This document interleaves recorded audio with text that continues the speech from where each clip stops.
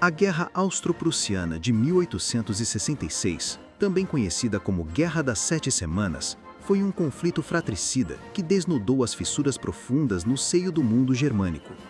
Desencadeada por rivalidades latentes e interesses divergentes, ela configurou-se como um momento de ruptura entre as duas grandes potências germânicas, Áustria e Prússia, e marcou a derrocada definitiva da Confederação Germânica, abrindo caminho para a unificação sob hegemonia prussiana. O pano de fundo imediato desse conflito encontra-se nos desdobramentos da Guerra dos Ducados, 1864. A gestão conjunta de Schleswig e Holstein, firmada entre Áustria e Prússia, revelou-se desde o início um arranjo precário, fadado ao colapso. A divisão administrativa entre os dois ducados criou zonas de atrito, tensões diplomáticas e um ambiente de crescente desconfiança mútua. Otto von Bismarck, com sua argúcia implacável, havia arquitetado esse cenário deliberadamente. O chanceler não buscava a cooperação austro-prussiana, mas sim o conflito que legitimasse a supremacia da Prússia. O objetivo estratégico era claro: expulsar a Áustria dos assuntos germânicos e reorganizar o espaço alemão sob os ditames de Berlim, e não de Viena. O estopim foi provocado por manobras calculadas do governo prussiano. Em junho de 1866, Bismarck enviou tropas a Holstein, então sob a administração austríaca, alegando abusos cometidos contra a população germânica. A Áustria, protestando contra essa violação, levou a disputa ao Bundestag da Confederação Germânica. Este, por sua vez, votou pela mobilização contra a Prússia, o que forneceu a Bismarck o pretexto perfeito para denunciar a Confederação e iniciar as hostilidades. A guerra foi breve, mas feroz. A superioridade técnica e organizacional do exército prussiano, reformado por Röhm e comandado por Helmut von Moltke, mostrou-se esmagadora. A Prússia dispunha de ferrovias modernas, mobilização eficiente, armamento superior, notadamente o fuzil de retrocarga Dreyse e estratégias de guerra relâmpago, que superaram a inércia da máquina austríaca.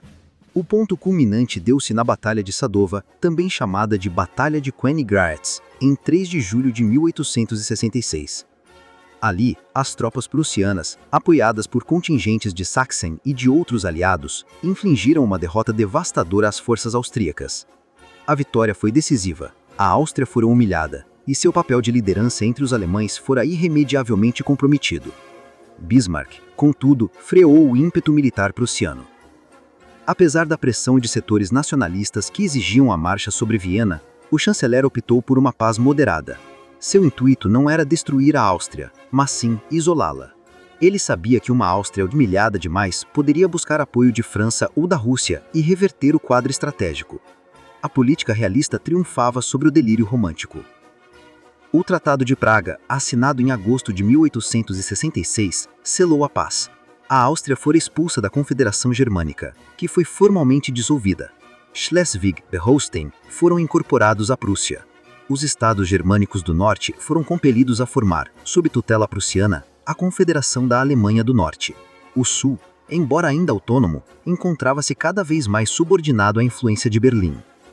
Com a Confederação Germânica destruída, a velha ordem napoleônica e metternichiana, que desde 1815 havia mantido a Alemanha em estado de latência política, fora enfim varrida. O espaço político estava agora reconfigurado em torno de um polo único, a Prússia, cada vez mais indiscutível em seu papel de núcleo da nova nação. A guerra também teve consequências ideológicas.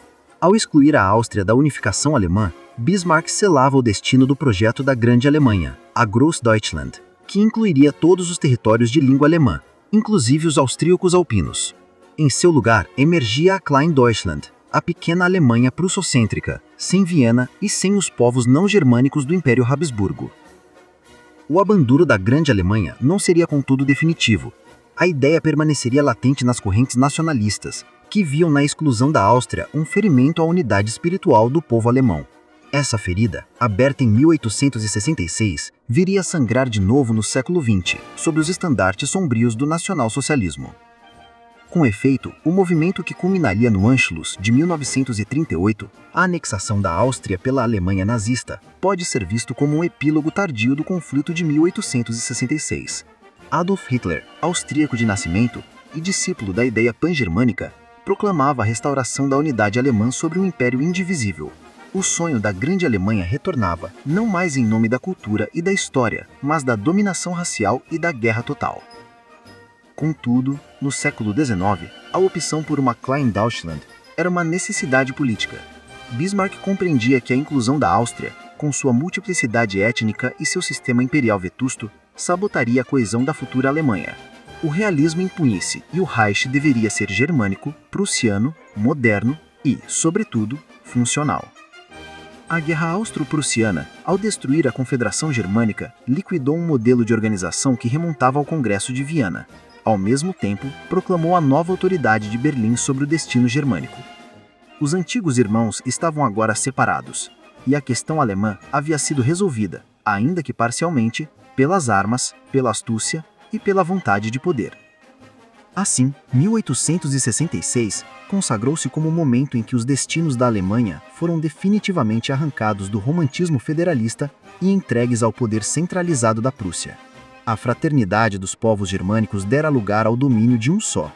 Os irmãos em conflito não apenas decidiram seu presente à força das baionetas, mas traçaram os contornos dramáticos de um século que ainda os faria sangrar.